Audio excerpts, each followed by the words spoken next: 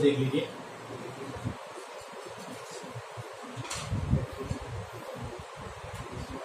जैसे आपने लिखा था ये रिमेनिंग पार्ट है फर्स्ट ऑर्डर का, remaining part of first order.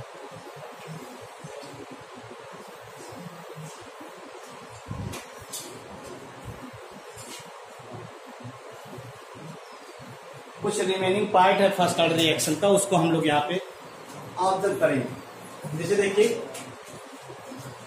We know that lambda equal to पढ़ा होगा 1/t log A0/AT, याद है ना? सुनो ध्यान से। लैम्डा इज इक्वल, लैम्डा का मतलब क्या होता है? लैम्डा यहाँ डी के कांस्टेंट है। एक तरह क्वेश्चन दिया गया इस तरह का, जिसमें आप बताते हैं, इसे हम लोग डी के कांस्टेंट कहते हैं, डी के कांस्टेंट। और ये क्या होता है? इक्वल टू यही रेट कांस्टेंट होता है। ये क्या होता है? रेट कांस्टेंट भी यही चीज होता है। ठीक है भाई। और हमने आपको बताया था ये इक्वेशन, तो यहाँ पढ़ा है आपने k is equal to 1/t log A0/AT ना, पढ़ा है ना इसको। यही इक्वेशन से हम थोड़ा सा इक्वेशन डिराइव कर रहे हैं। तो देखिएगा ध्यान से कि अगर हम t बराबर f, t is equal to, t का बेस हाफ रखें और AT की वैल्यू जो है A0/2 रखते, हो सकता है ना? हो सकता है नहीं है? अगर इसको रखेंगे तो क्या आ जाएगा? देखिए क्या आ रहा है? लैम्डा 1/t का बेस हाफ है और is equal to log A0/A0 into 2, A0 cancel, तो लैम्डा इक्वल टू क्या बच रहा है? log 2/t का बेस हाफ। ये आया कि नहीं है? एक फार्मूला आ रहा है, इसी से अभी हम देखिए हम लोग निकालेंगे। तो ये इक्वेशन हो गया, इसे हम लोग इक्वेशन नंबर फर्स्ट मान रहे हैं, इसे इक्वेशन नंबर सेकंड मान रहे हैं। अब अगर लैम्डा की वैल्यू आप देखिए, लैम्डा की value from equation first and second, first and second, तो लैम्डा के स्थान पे इसको उठा के रख सकते हैं या नहीं? देखिए ये भी लैम्डा की वैल्यू ही तो है और ये भी लैम्डा की वैल्यू है। तो इक्वेशन लैम्डा की जगह पे अगर इसको उठा के रखते तो क्या आ जाएगा? इक्वेशन बन जाएगा log 2/t का base half equal to 1/t log A0/AT। नहीं समझना? कहीं दिक्कत हो बताओ। अरे बोलो, संकोच ना किया करो, संकोच ना किया करो। ये आ गया। अब इसको देखिए, इसी इक्वेशन को अगर आप देखिए, हम लोग इसको लिखते चल रहे हैं t/t हाफ। एक रिलेशन आ रहा, ध्यान दीजिएगा इसको।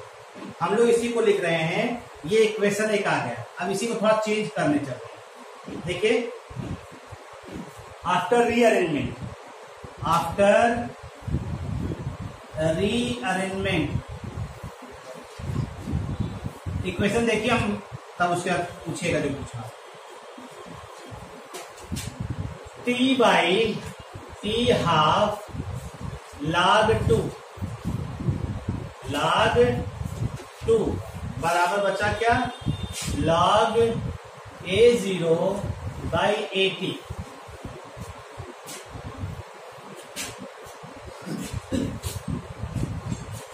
ये आ सकता है नहीं? देखो, अरे इसको क्या किए, देखो इसको उठा के ले यहां ले आए, t/t half into log 2 is equal to log A0/AT बचा ना, इसको उठा के यहां ले आइए बस। t/t हाफ, t/t हाफ को हम लोग कहते हैं नंबर ऑफ हाफ लाइफ, और t/t हाफ को हम लोग कहते हैं number of half life time, यानी इसे n से डिनोट करते हैं। इसे क्या डिनोट करते हैं? n से। एन से डिनोट करते हैं, ध्यान दीजिएगा। ठीक है भाई, तो इसे लिख सकते हैं आप क्या, एन log 2 बराबर log A0 बाई AT हो सकता है ना। n log 2 n क्या है, यही तो है। देखो इसके स्थान पे क्या लिख दिया, n लिख दिया, बस यही लिखा है ना। अब आप चाहें तो जो कोफिशिएंट रहता है वो log में कहा जाता है, पावर में ना। तो log 2 की पावर n बराबर log A0 बाई AT हो गया। दो तो लॉग लॉग है, कैंसिल कर दो इसको, तो क्या आ जाएगा, AT बराबर देखिएगा, ये इसको कैंसिल कर दीजिए। AT बराबर A0 इनिशियल अपान 2 की पावर n हो जाएगा ना, 2 की पावर n। तो इनिशियल का कितना अमाउंट बचेगा ये आप निकाल सकते हैं, या इसी को लिख सकते हैं A0 इंटू 1/2 की पावर n। एक फार्मूला हो गया ये, यानी concentration of A after time T, ये बता रहा है ये formula.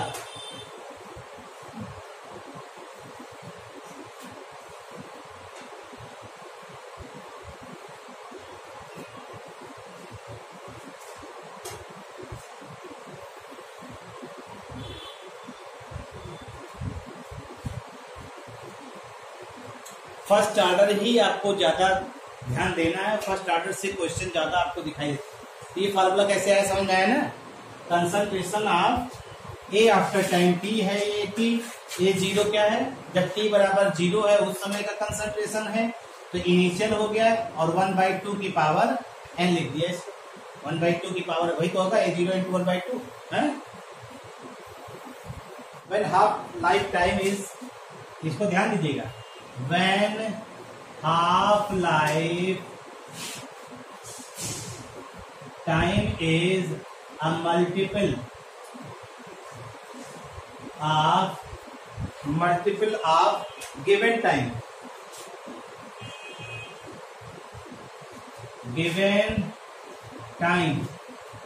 multiple of given time, then this equation is used।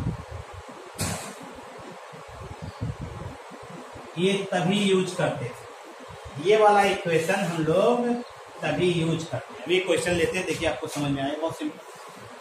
First order reaction T half is equal to 8 minutes। Calculate how much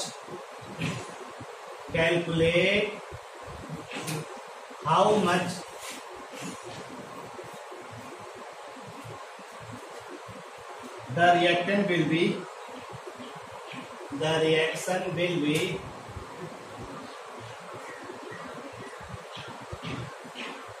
completed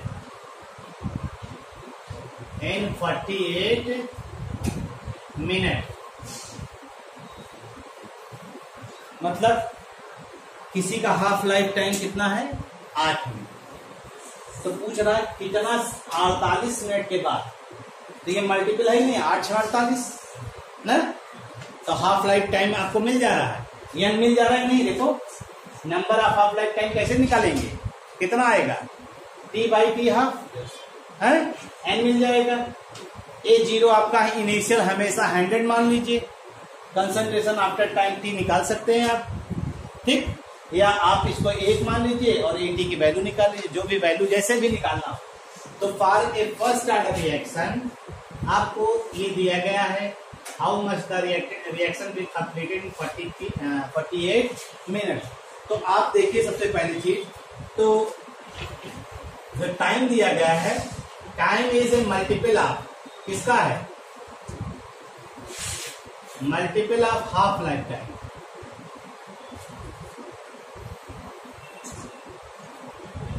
तो इसका मतलब है रिएक्शन इज यूज्ड, जो आप पढ़े वो रिएक्शन यूज होगा। अगर वो रिएक्शन यूज होगा तो n बराबर क्या आ जाएगा, t by T half, t कितना दिया 48 अपॉन 8 यानी 6, n की वैल्यू 6 आ गई।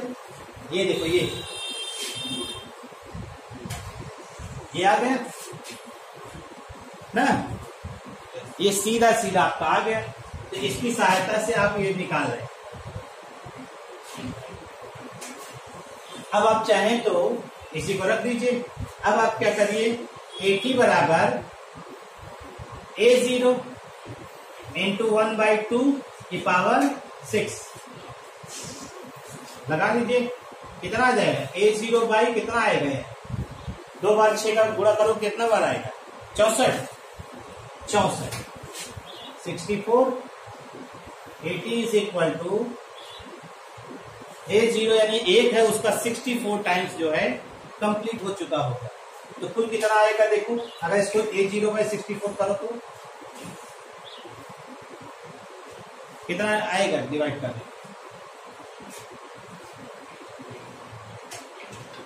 है,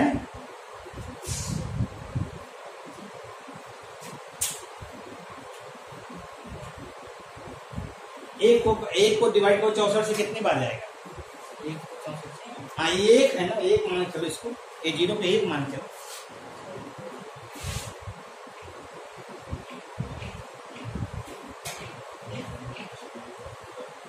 अरे यार एक को 64 से डिवाइड कर रहे हो, 1 64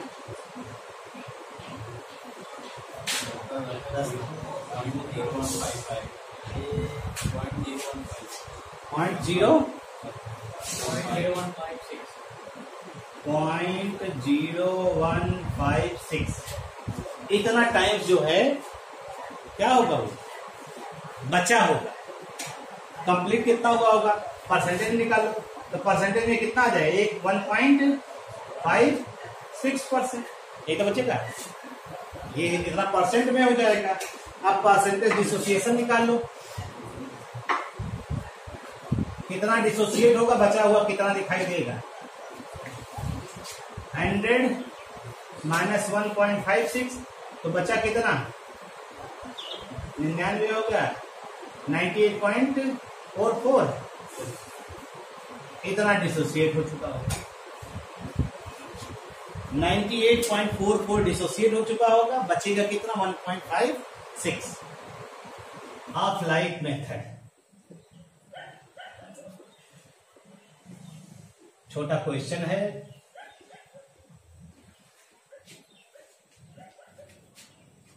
ठीक है, half life method, this is one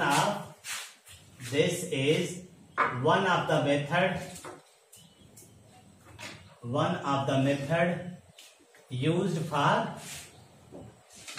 experimental determination of order of reaction, experimental determination of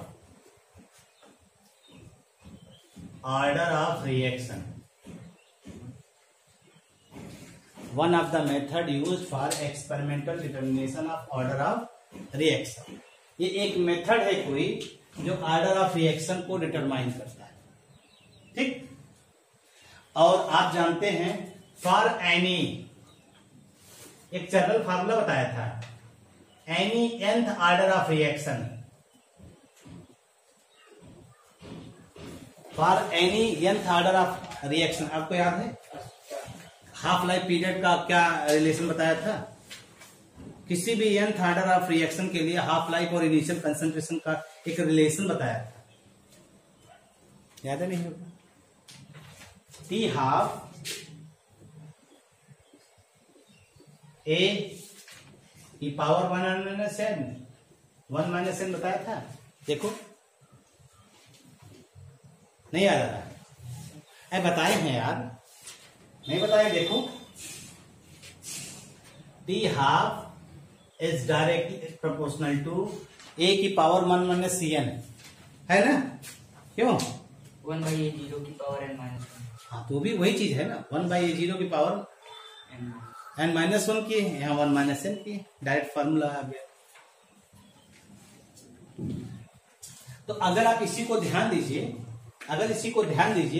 तो यहाँ क्या है, एन जो है ऑर्डर ऑफ रिएक्शन है।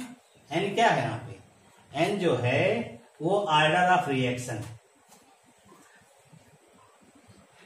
ठीक, इसी सहायता से हम लोग जो है क्या निकालेंगे, हम लोग रिएक्शन को सॉल्व करने चल रहे हैं। तो पहले आइए कुछ 2A ये कन्वर्ट हो रहा बी में, 2A कन्वर्ट हो रहा बी में। हमें डेटा दिया गया है टी हाफ दिया गया है 10 मिनट, 5 मिनट और 2.5 मिनट, ऐसे डेटा दिया गया है। टी हाफ है 10 का आधा होगा 5 का आधा क्या हुआ 2.5, ऐसे ले रहे हैं ना। और इनिशियल कंसंट्रेशन ले रहे हैं ए लिया गया है 0.5 मोलर, 1 मोलर और 2 मोलर।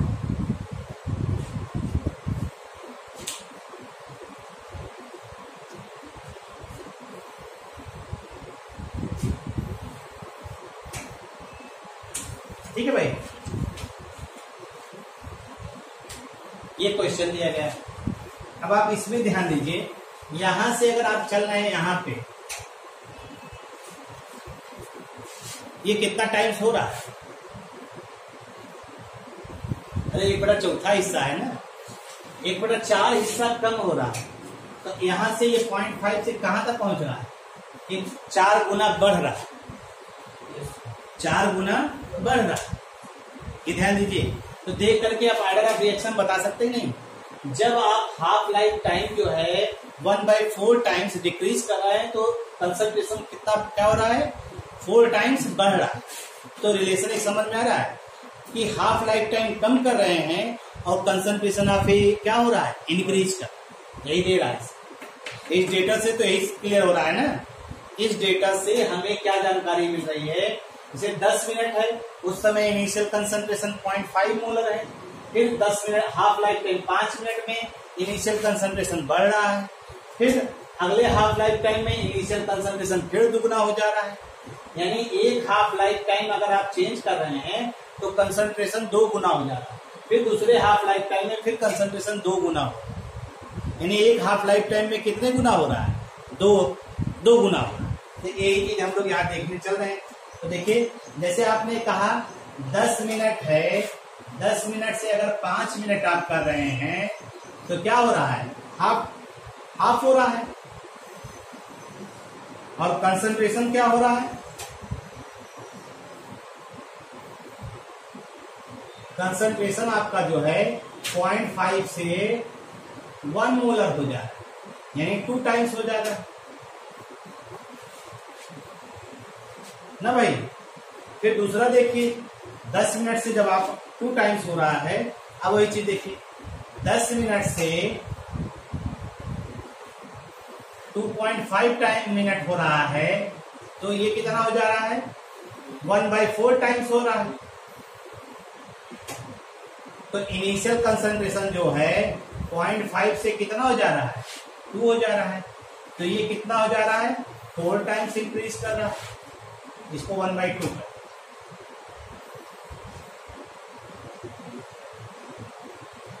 अब आप गौर से देखिए, जब आप 1/2 टाइम्स कर रहे हैं तो 2 टाइम्स हो रहा है, जब 1/4 कर रहे हैं तो 4 टाइम्स हो रहा है कंसंट्रेशन है। एक रिलेशन निकल के आ रहा है। तो आइए देखते हैं इसी को। तो इसका मतलब है, it means half life time, अगर हम क्या कर रहे हैं, डिक्रीज कर रहे हैं, तो कंसंट्रेशन ऑफ ए इंक्रीज कर रहा है उसी प्रपोर्शन में। हाफ लाइफ टाइम डिक्रीज कर रहा है तो कंसंट्रेशन क्या हो रहा है, तो इसका मतलब टी हाफ लाइफ टाइम का क्या रिलेशन आएगा, टी हाफ लाइफ और इनिशियल कंसंट्रेशन में क्या रिलेशन आएगा, इनवर्सली 1/a, यही संबंध आ रहा है। ठीक, टी हाफ लाइफ टाइम ये इनवर्सली प्रोपोर्शनल आ जा रहा है। या इसी को लिख सकते हैं क्या, or T half inversely proportional to A की पावर क्या लिख दें -1। ऐसे भी तो सकता है। इस जो इक्वेशन आपको बताया है इसी से कंपेयर कर दीजिए दोनों को। ये एक इक्वेशन आ गया और एक इक्वेशन ये हो गया। ये नंबर 1 इक्वेशन, ये नंबर 2 इक्वेशन। अब दोनों को कंपेयर करेंगे तो देखिए a की पावर -1, a की पावर -1 n। तो आप देखिए बेस सेम है तो पावर क्या हो जाएंगी, इक्वेट कर देंगे। तो -1 माइनस क्या आ जाएगा, -1 is equal to 1 minus n। तो n की वैल्यू कितनी आ जाएगी, देखो from equation first and second क्या आ जाएगा, -1 is equal to 1 minus n।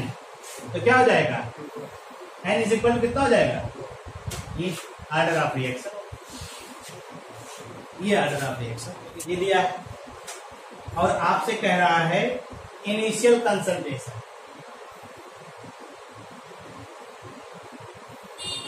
Initial concentration दिया है 500, हाफ लाइफ टाइम भी दिया है,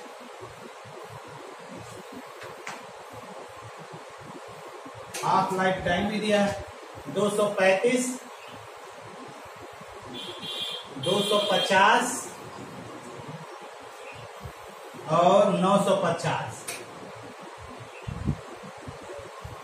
और इसमें दिया log 23.5 की वैल्यू दी गई है 1.37, log 95 की वैल्यू दी गई 1.97 और ऑर्डर ऑफ रिएक्शन फाइंड करना।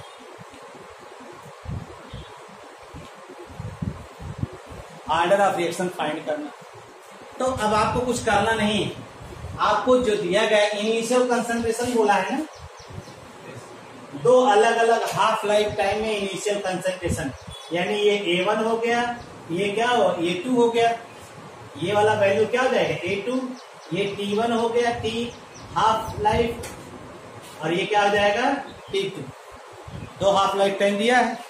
तो हम लोग तो एक फार्मूला जानते ही है ना, T हाफ, देखो we know that T half inversely proportional to A की पावर 1 माइनस n, ये फार्मूला जानते ही हैं। तो हम इसी तरह से जो है T1 कर लेते हैं, T1 यानी हाफ लाइफ का 1, A1 कर लेते हैं 1 माइनस n, ठीक है नहीं। और ऐसे T हाफ लाइफ टाइम क्या कर लें 2, A2 की पावर 1 माइनस n हो जाएगा ना ये। अब आप इसको क्या करिए, 1 और 2 को डिवाइड कर दीजिए, T half 1 by T half 2 क्या आ जाएगा A1 अपान A2, यही तो आएगा भैया ना। अब पूरे की पावर क्या आ जाएगी 1 माइनस n।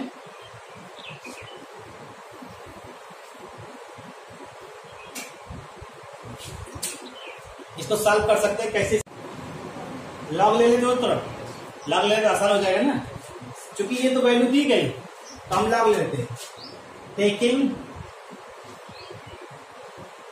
लॉग, तो अगर लॉग ले लोगे तो ये हो जाएगा log T half 1 by T half second बराबर, या पावर आगे आ जाएगा 1 माइनस n लॉग क्या आ जाएगा A1 बाई A2।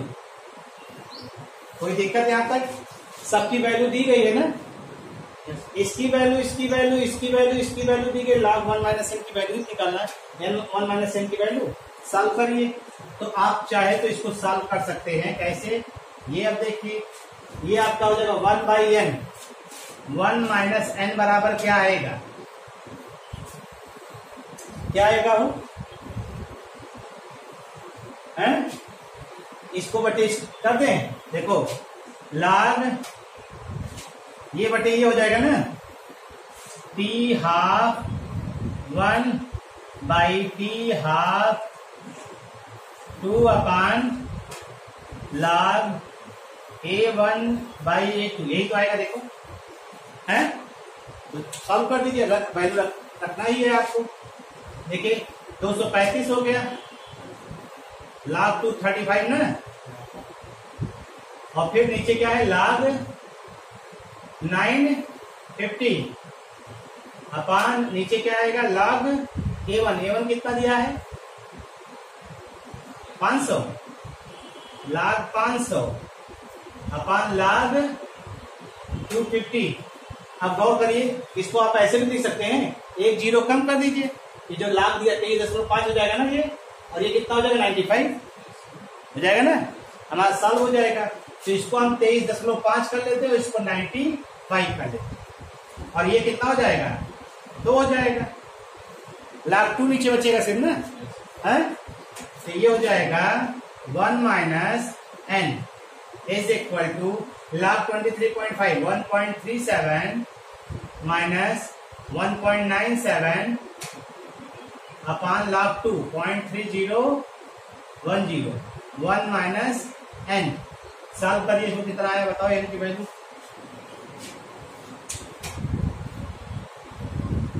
ठीक है ना, कठिन लग रहा है कहीं क्या?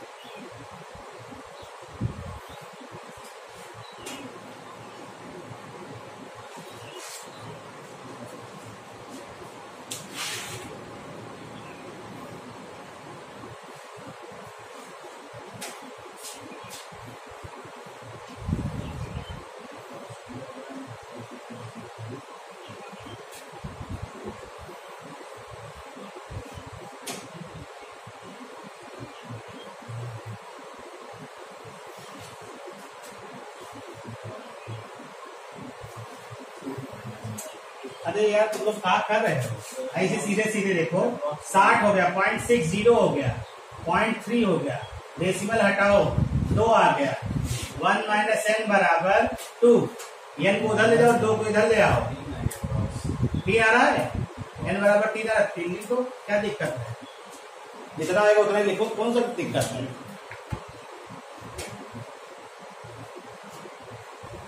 अरे 37 में से गया तो माइनस में आएगा वैल्यू ना, तो माइनस में ये वैल्यू आ रही तभी 3 आ रहा होगा, माइनस लिख लो -2,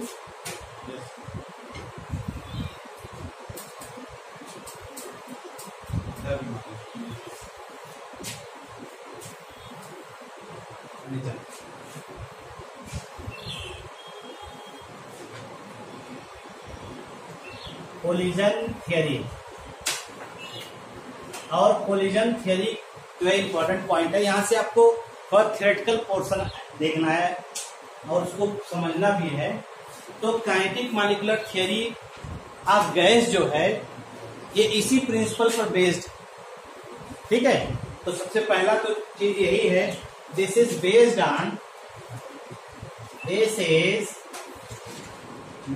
ऑन किस पे, KTG,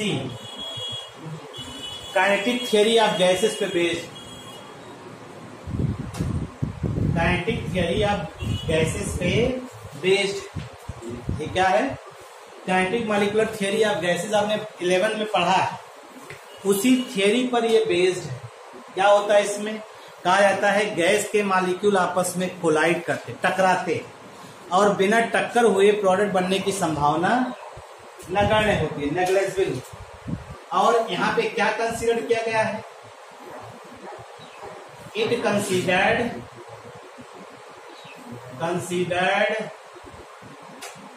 molecule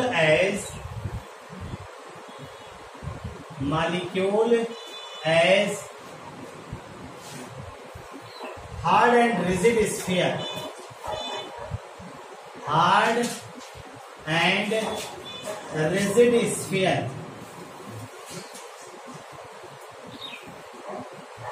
hard and rigid sphere को कंसीडर किया गया। यहाँ पे जो गैस के मॉलिक्यूल हैं हार्ड और रिजिड स्फीयर के रूप में कंसीडर किए गए। ठीक, काइनेटिक थ्योरी ऑफ गैस पे बेस्ड है। जो मॉलिक्यूल्स हैं वो हार्ड और रिजिड स्फीयर के रूप में कंसीडर किए गए हैं। ये एजम्पशन आपको लेकर साथ में चलना है, ये एजम्पशन आपको साथ में लेकर चलना, ये ध्यान दीजिए। चले, तो इसमें कहा क्या गया है कि kinetic molecular theory of gas को अगर आप बेस्ड मानिए तो इसमें जरूरी है रिएक्टेंट मॉलिक्यूल आपस में टकराएं।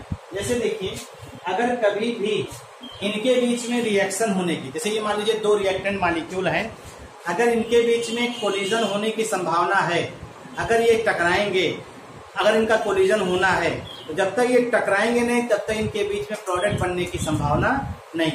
मतलब ये दूर दूर ऐसे रहें और इनके बीच में रिएक्शन हो सकता है लेकिन एक दूसरे से कोलिजन नहीं कर रहे हैं, तो इनके बीच में कोई भी प्रोडक्ट बनने की संभावना नहीं है। तो ये जो है आपका कोलिजन थ्योरी में यही चीज कहा गया है कि रिएक्टेंट मॉलिक्यूल रिएक्शन से पहले आपस में कोलाइड करते, कोलिजन करते हैं, और कोलिजन करने के बाद वो चाहे डायरेक्ट प्रोडक्ट में बदल जाए, चाहे कोई इंटरमीडिएट कंपाउंड बनाए, इससे हमको कोई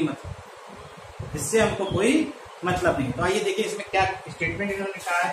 according to this theory, according to this theory,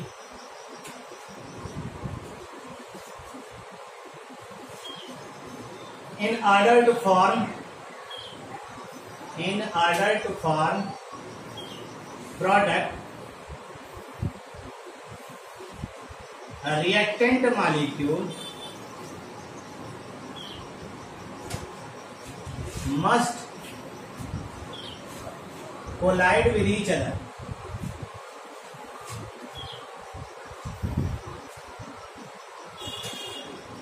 Collide with each other, ये जरूरी है। रिएक्टेंट मॉलिक्यूल को आपस में कोलिजन करना जरूरी है।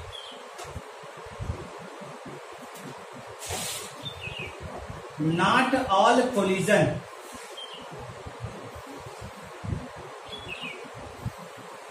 Are effective, means to convert into product.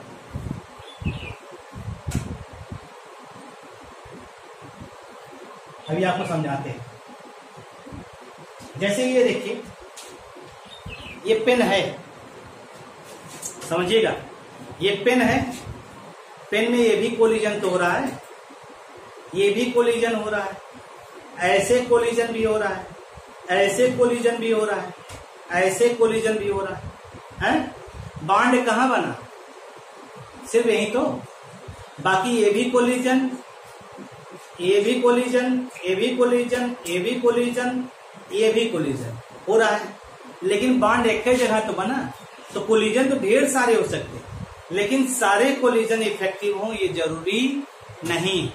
तो इसीलिए इसमें कहा गया है कि not all collisions are effective, means to convert into product. अगर सारे कोलिजन इफेक्टिव हो जाएं तो कभी भी किसी केमिकल रिएक्शन का रेट लो हो ही नहीं सकता। हमेशा क्या होगा? रिएक्शन का रेट हमेशा क्या होता? हाई होता। लेकिन बहुत से केमिकल रिएक्शन आपने ऐसे भी पढ़े हैं जिनका रेट क्या होता है? जिनका रेट बहुत कम होता है, जिनका रेट बहुत ज्यादा होता है। ज्यादा वाले में सारे कोलिजन इफेक्टिव हों। ठीक है भाई, तो इसी पे छोड़ देते हैं, बाकी की बातें यहीं से कल स्टार्ट हम यहां से करेंगे। Thank you.